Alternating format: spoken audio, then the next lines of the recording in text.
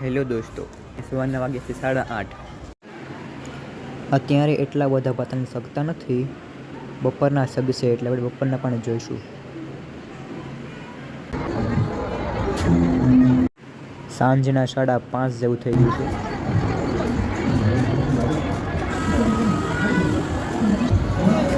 આમ જોઈએ તો આપણે ઘણા બધા પતંગ સગાઈ રહ્યા છીએ.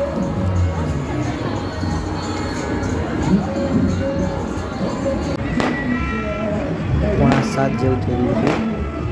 બધે ફટાકડા ફૂટી રહ્યા છે.